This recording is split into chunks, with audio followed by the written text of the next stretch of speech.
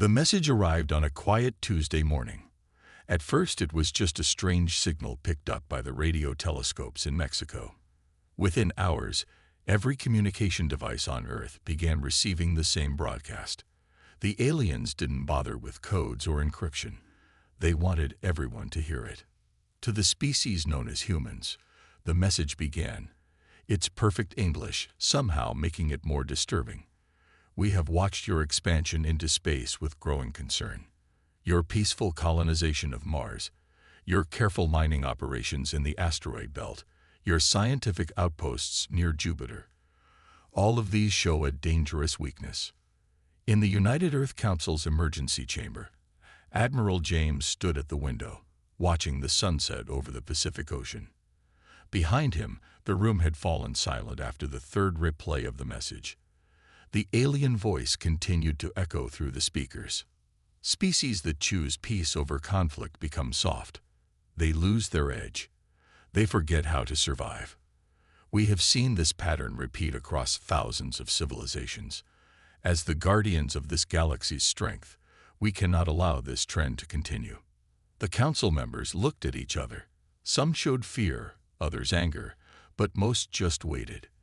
They had planned for this day, even if they had hoped it would never come. Therefore, we offer you a choice. In 30 of your Earth days, we will test your species' worth through combat. Either prepare to defend yourselves, or accept extinction. This is not a negotiation. This is your only warning. When the message ended, the room stayed quiet for exactly 10 seconds. Then Admiral James turned around, his face showing no surprise or worry. Well, he said, they've finally shown themselves. Council Leader Martinez nodded.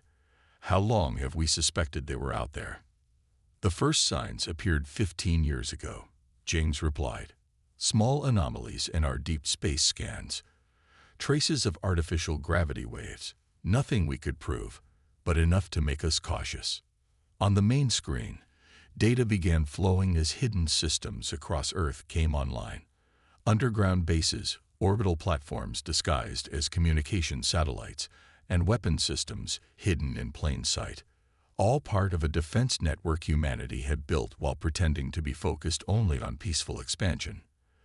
They think we're weak because we chose peace, said Dr. Anna, head of the science division. She pulled up images of Mars colonies, showing the hidden military bases beneath the civilian structures. They never realized that maintaining peace requires strength, that choosing not to fight isn't the same as not knowing how. The next few hours passed in a blur of activity. Every military commander on Earth and Mars received their activation codes. Hidden compartments in civilian ships opened to reveal weapon systems. Training programs that had run in secret for years shifted into high gear. But the most interesting reaction came from the public. When the alien message was broadcast worldwide, there was no panic, no riots. Instead, people went about their business with a quiet determination. 15 years of subtle preparation had done their work. Everyone knew their role. In orbit, the civilian space station revealed its true nature as blast shields slid into place and weapon ports opened. The tourist ships near Mars transformed into battle cruisers. Even the scientific probes studying Jupiter's moons carried enough firepower to destroy small moons. Send the acknowledgement, Admiral James ordered as the day drew to a close. Keep it simple. Let them think we're scrambling to prepare. The response Earth broadcast was brief. Message received. We will be ready. But in the secure bunker beneath the council chamber, James spoke the words everyone was thinking. They wanted conflict. Fine, but they'll soon learn that humanity didn't choose peace because we were weak. We chose it because we were strong enough to understand its value. And now they'll see what happens when we're forced to make a different choice. As night fell over Earth, millions of hidden sensors tracked the alien ships lurking at the edge of the solar system. The watchers thought they were observing a simple, peaceful species preparing for their first real fight. Instead, they were watching humanity quietly shed a mask it had worn for decades. They wanted conflict. In 30 days, they would get exactly what they asked for, but it wouldn't happen the way they expected. Because if there was one thing humans had mastered over thousands of years of warfare, it was the art of surprising their enemies. The United Earth Council gathered again the next morning. This time, the mood was different. Gone was the initial shock of the alien message. In its place was something else: determination. Admiral James walked into the room carrying a small black device. He placed it on the center table, and a hologram appeared showing the entire solar system. Red dots marked the positions of the alien ships they had detected. "They're watching us," he said, pointing to the clusters of red near Jupiter. "They expect us to fortify Earth, to dig in and prepare for a defensive war." A slight smile crossed his face. "So let's do something they won't expect." The hologram zoomed in on the alien fleet. Dr. Anna's analysis appeared next to it, showing weak points in their formation. "Their ships are spread out," she explained. "They're not in a defensive position. They don't think they need to be." Council Leader Martinez leaned forward. "You're suggesting we attack them first." "Better than that," James replied. "I'm suggesting we attack them now, before their 30-day deadline, before they think we're ready." He pressed another button, and new symbols appeared on the map. Hundreds of them, scattered throughout the solar system. "Those are our hidden ships," he explained. "Strike vessels disguised as cargo haulers, stealth fighters hidden in asteroid mines, weapon platforms that look like scientific equipment." The hologram highlighted each type as he spoke. "We have more firepower out there than they know."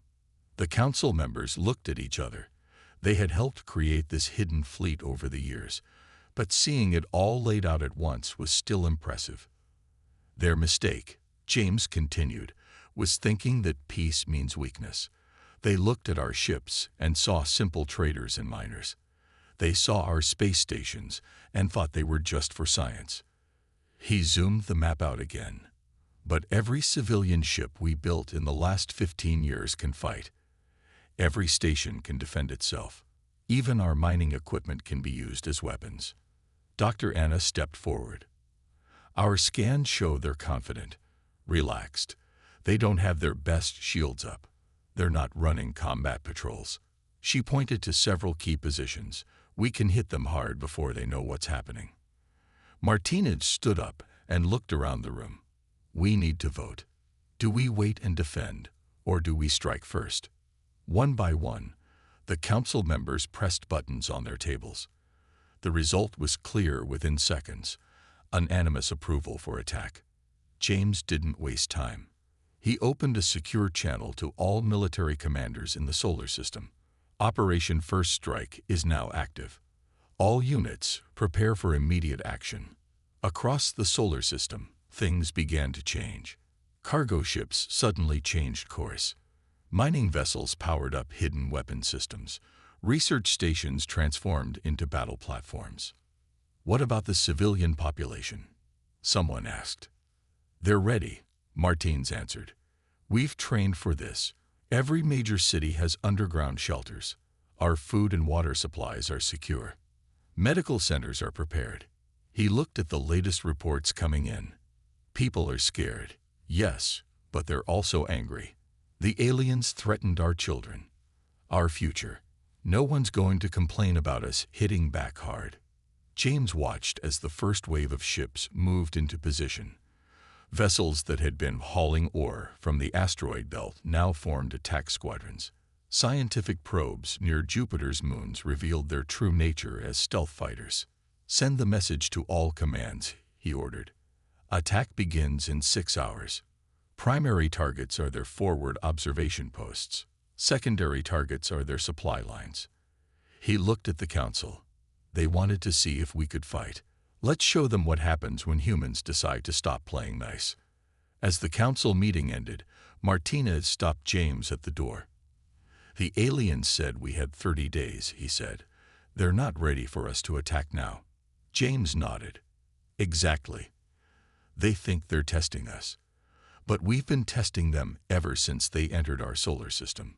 We know their weak spots, their blind spots." He looked at the hologram one last time. "They wanted to see humans fight. Fine. Let's show them how humans really wage war. Strike first." Strike hard, and never do what your enemy expects. Outside, the sun was rising over Earth. In a few hours, the aliens who thought they were testing humanity's strength would learn a hard lesson. Sometimes the most dangerous opponent isn't the one who's always fighting. It's the one who knows how to wait, prepare, and choose the perfect moment to strike. Colonel Lisa stood in the control room of Earth's largest hidden base, deep under the Pacific Ocean. Around her, hundreds of screens showed real-time updates from across the solar system. Every hidden military facility was now coming alive. "Status report," she ordered, watching as more green lights appeared on her main screen. "Moon Base Alpha is online," her assistant reported. "The mining equipment is converting to weapon mode. Mars' defense grid is powering up. The civilian ships are moving to their combat positions." Lisa nodded, remembering how long they had planned for this. For 15 years, they had hidden their true strength. Every new space station, every mining operation, every research mission, all of them were built for two purposes. They worked well for peace, but they could transform for war in minutes. Deep in the asteroid belt, huge mining machines stopped digging for metals. Their drills retracted, revealing missile launchers and energy weapons. The workers inside weren't just miners. They were trained soldiers who had waited years for this moment. Near Mars, tourist ships suddenly changed. Comfortable cabins transformed into combat stations. Viewing windows became weapon ports. The tour guides were actually military officers, and their passengers were combat crews who had trained in secret. "How are the aliens reacting?" Lisa asked, looking at the long-range scans. "They're confused," her sensor officer replied. "They can see some movement, but they think we're just running scared. They don't realize these are attack formations." Lisa walked to another screen showing Earth's factories. They had already switched to making weapons and chips. But these weren't new facilities. They had always been there, hidden behind fake walls and underground bunkers. The assembly lines had been ready for years, waiting for this day. "Special Projects Division is ready," someone reported. These were Earth's best scientists and engineers.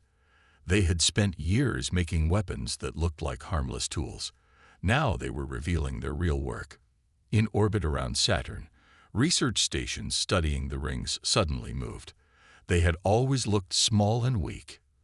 But now their outer shells fell away, showing the powerful warships hidden inside. The scientists working there were also elite military pilots. "Time to wake up the sleeping giants," Lisa ordered.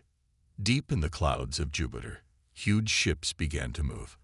They had been hiding there for years, using the planet's storms as cover. The aliens had never noticed them. These were humanity's biggest warships, each one powerful enough to fight an entire enemy fleet. "Message from Admiral James," her communication officer called out. "All units should be ready for attack in 2 hours." Lisa checked the final preparations. The space stations near Venus had activated their shield systems. The weather satellites around Earth were now showing their true purpose as defense platforms.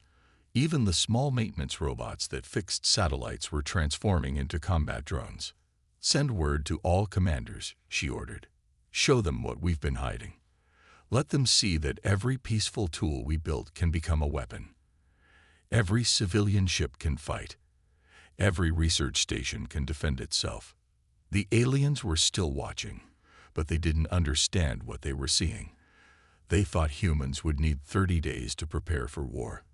They didn't know that humans had been preparing for 15 years. In her private office, Lisa looked at an old photo on her wall. It showed the first human colony on Mars, simple buildings and greenhouses. But she knew what was hidden under those structures: the weapons, the bunkers, the training facilities. Humanity had learned long ago to be ready for anything. "Colonel," her assistant called. "Final checks are complete. All hidden units report ready for combat." Lisa smiled. The aliens had made a big mistake. They thought peace meant humans were weak. They didn't understand that choosing peace while staying strong was the smartest way to live. Now they would learn why humans had kept their weapons hidden for so long. "Send the final alert to all units," she ordered. "The time for hiding is over. Show them what humanity can really do." Across the solar system, humanity's hidden strength was ready. The aliens wanted to test Earth's ability to fight.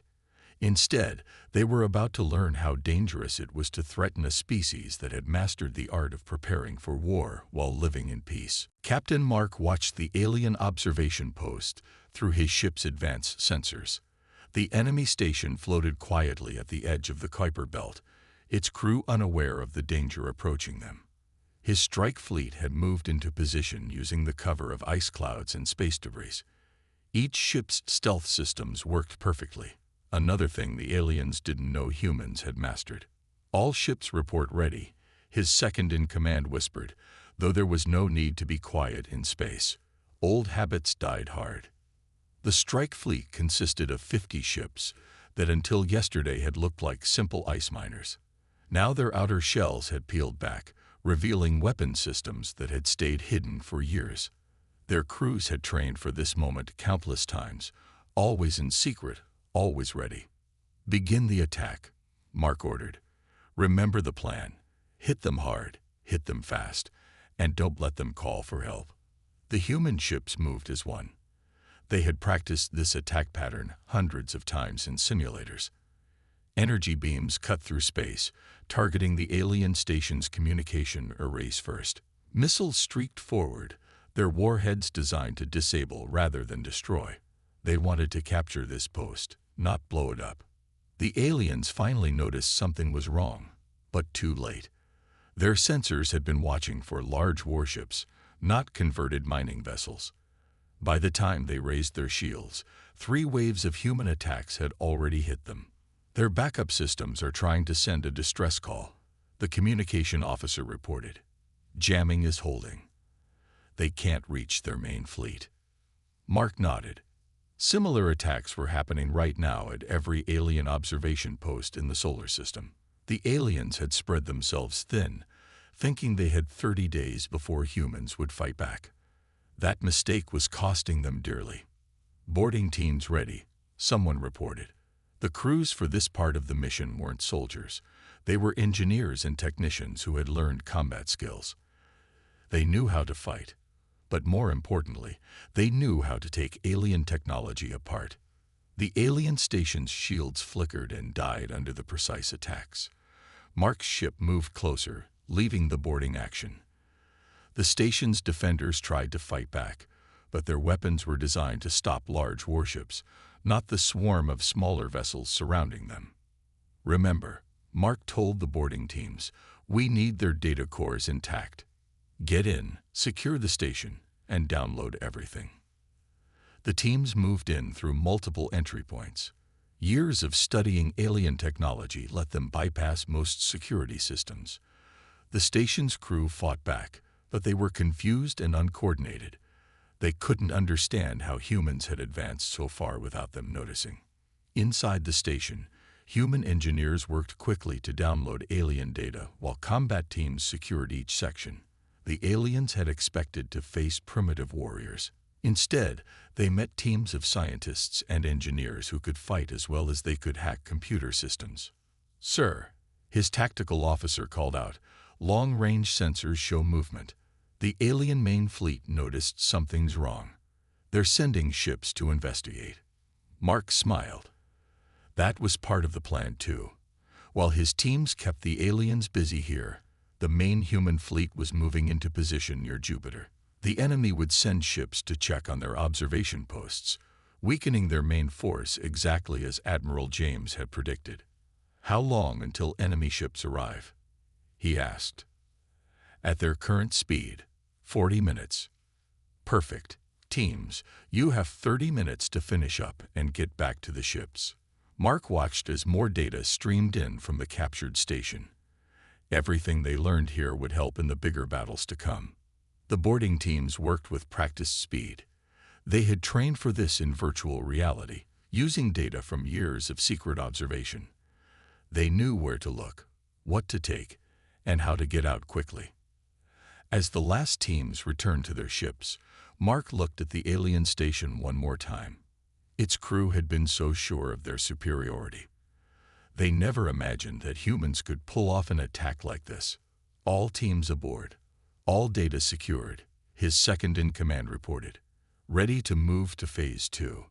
Mark gave the order to withdraw.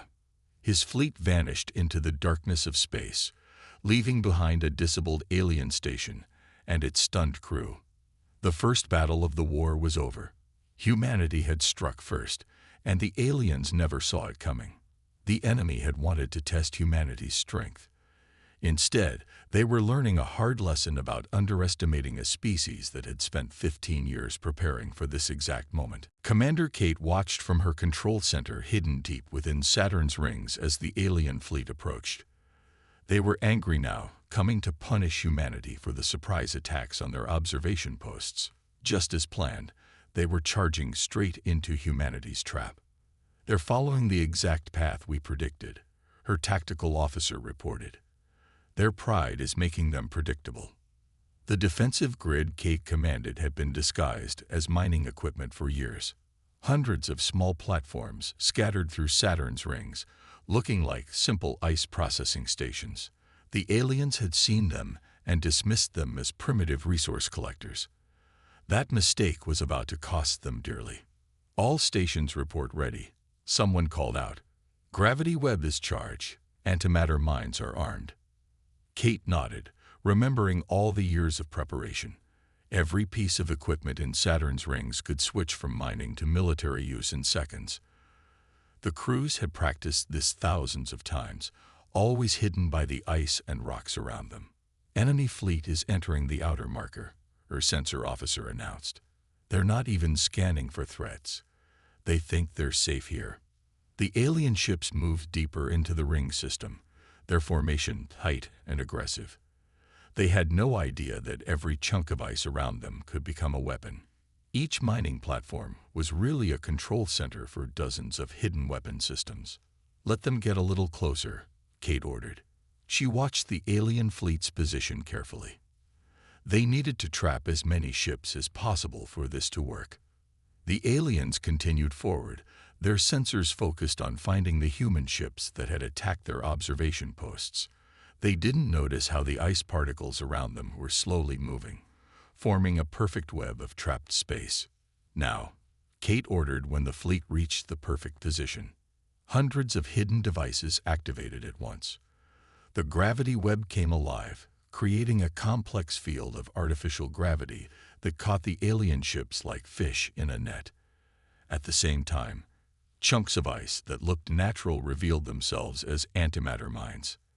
The alien fleet realized something was wrong, but too late.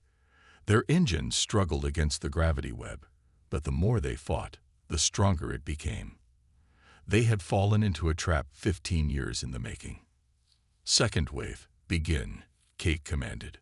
The mining platforms transformed, weapon ports opening all around the trapped fleet.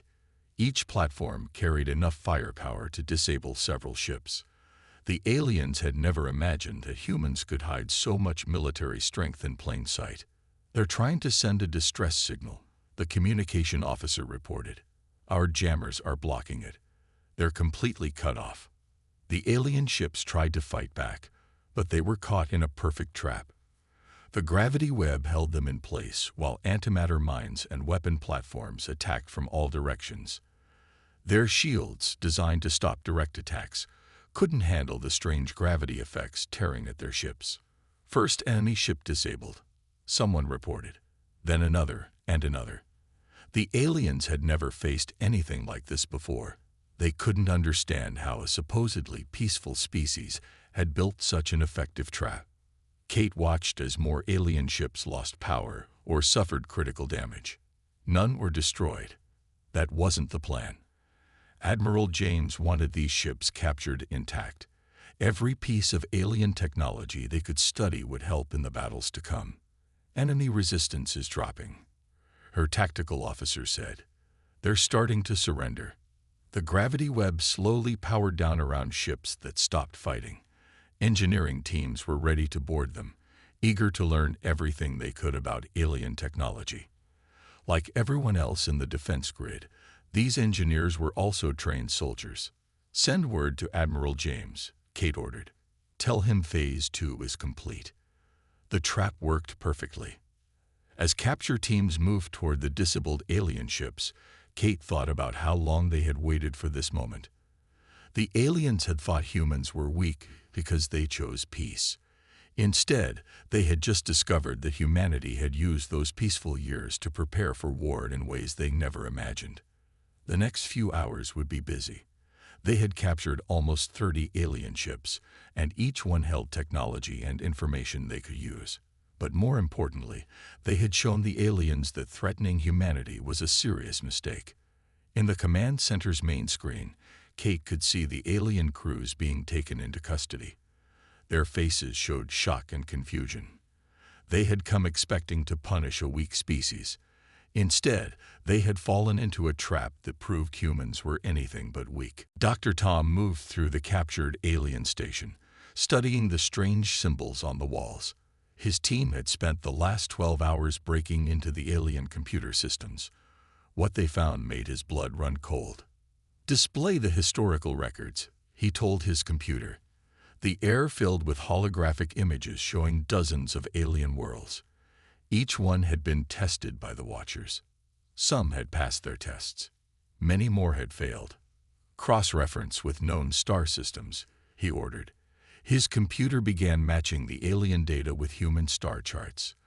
The picture it painted was terrifying.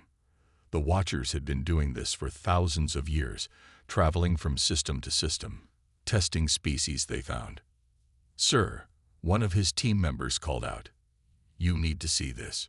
She pointed to a new set of data they had just decoded. They'd done this to over 300 species. Most of them don't exist anymore. Tom studied the numbers carefully. The Watchers' pattern was always the same. They would find a developing space-faring species and watch them for years. If the species seemed too peaceful, the Watchers would test them. Those who failed their tests were wiped out. "They think they're doing the galaxy a favor," another researcher said, reading through more translated files. "They believe peaceful species make the galaxy weak, so they eliminate them." But something was different this time. Tom could see it in the alien captain's personal logs. The Watchers had never encountered a species like humans before. They had never found one that hid its military power so well. "Look at this," Tom said, pulling up the Watchers' first survey of Earth from 15 years ago. "They saw our ships and thought they were primitive. They watched our colonies and thought we were weak." He smiled. They never realized everything they saw was just a cover. More data poured in from other captured alien ships and stations. The Watchers were confused. Their reports showed growing concern about how humans had hidden their true capabilities. They couldn't understand a species that chose peace while maintaining the ability to wage war. "They're scared," one of Tom's assistants realized, reading through recent alien messages. They'd never had one of their tests go wrong before. They'd never had a target species strike first. Tom nodded, studying a particularly interesting file. "Look at this. They've already lost contact with 40% of their observation posts in our solar system. Their trap in Saturn's rings was captured. Their forward fleet is in chaos." He paused, seeing something important. "And their main fleet still doesn't know how bad things are." The alien computer systems held more surprises. The Watchers had built their entire society around finding and testing other species. They believed that conflict made species stronger. Peace, in their view, was a weakness that had to be removed from the galaxy. "Sir," someone called from across the room, "I found their battle plans. The attacks they were planning to use against Earth." The researcher looked pale. "They were going to target civilian areas first. They wanted to see how we would handle mass casualties." Tom felt angry but kept his focus. Understanding the enemy was crucial now. Every piece of information they found could help humanity win this war. "Send everything to Admiral James," he ordered, "especially their fleet formations and weapon specifications. And add a note. The Watchers have a weakness. They're so convinced of their superiority that they never expect real resistance. They've gotten lazy after thousands of years of easy victories. As his team continued their work, Tom thought about how the Watchers had misunderstood humanity so completely. They saw peace as weakness because they had never understood a simple truth. The strongest species weren't the ones who fought all the time. True strength came from being able to choose peace while remaining ready for war. One more thing, he told his team as new data appeared. The Watchers have a home system. They've hidden its location in their most secure files, but I think we can find it. He smiled grimly. They wanted to test our strength. Let's show them what happens when humans decide to take the fight to their front door. The alien computers continued to give up their secrets. With each new piece of information, humanity's chance of victory grew stronger. The Watchers had started this fight thinking they were the teachers. Instead, they were about to become the students in a lesson about underestimating humanity. Admiral James stood on the bridge of his flagship near Jupiter, watching as the combined fleet of Earth took formation around him. Hundreds of ships moved in perfect order. Vessels that just days ago had looked like simple cargo haulers, mining ships, and science stations. Now they showed their true power, weapons ready, crews prepared for the final battle. The alien main fleet approached from the outer system, their formation aggressive but sloppy. They still hadn't learned. Even after losing their observation posts and forward fleet, they still underestimated humanity. All ships report ready, his fleet commander announced. The trap is set. James nodded, thinking about how long they had prepared for this. The space around Jupiter wasn't empty. Hidden in the gas giant's powerful storms were weapon platforms and energy nets that had waited years for this moment. The aliens were charging straight into another trap. They're sending a message, the communication officer reported. They're demanding our surrender. They say if we give up now, they'll make our extinction quick. Send them our response, James ordered. The message was simple. You wanted to test our strength. Test this. The human fleet moved first, splitting into attack formations they had practiced for years. The aliens expected simple tactics, direct attacks. Instead, they faced complex maneuvers that used Jupiter's gravity to increase weapon power and speed. First wave, engage, James commanded. 100 ships that had once been mining vessels opened fire. Their weapons, hidden for so long, struck with devastating accuracy. The aliens hadn't expected such precise attacks from ships they thought were primitive. The Watchers tried to fight back, but they were caught off guard by humanity's tactics. Their own weapons, designed to fight head-on battles, struggled against ships that used Jupiter's storms as cover and moved in ways they hadn't thought possible. They're trying to regroup, someone reported. Their formation is breaking. Second wave, begin, James ordered. This time, ships that had posed as scientific vessels revealed their true purpose. They activated special weapons that disrupted the aliens' shield systems, technology humanity had developed in secret after years of studying the Watchers. The alien fleet started to fall apart. Some ships tried to retreat, others pushed forward in desperation. Nothing in their thousands of years of testing other species had prepared them for this. They had never faced a species that had spent years preparing specifically to fight them. Message from their command ship, the communication officer called out. They're asking why we hid our true strength, why we pretended to be peaceful. James watched as more alien ships lost power or withdrew from the battle. Tell them, he said. Tell them we chose peace because we were strong enough to do so. We hid our strength because we were smart enough to know that sometimes the best weapon is one your enemy doesn't know exists. The battle continued, but its outcome was already clear. The alien fleet, proud and overconfident, was being systematically taken apart by ships and weapons they hadn't believed humans could build. Every human crew knew their role perfectly. They had trained for this day, in secret for years. Their flagship is retreating, his tactical officer reported. Other ships are following. Let them go, James ordered, but track them. We know where their home system is now, thanks to the data we captured. If they ever threaten Earth again, we'll take the fight to their doorstep." As the alien fleet retreated, a final message came from the Watchers. "You were not what we expected. You were better. You chose peace not from weakness, but from strength. This changes everything we believed." James watched the alien ships disappear into deep space. Humanity had won, not just through superior firepower, but through patience, planning, and the wisdom to hide their strength until the perfect moment. "Send word to Earth," he ordered. "Tell them it's over.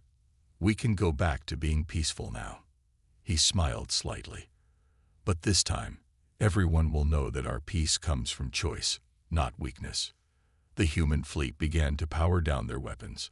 Soon, the ships would return to looking like simple cargo haulers and mining vessels.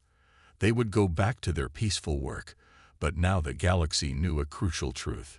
Humanity hadn't chosen peace because they couldn't fight. They had chosen peace because they were strong enough not to need to prove their strength, until someone forced them to.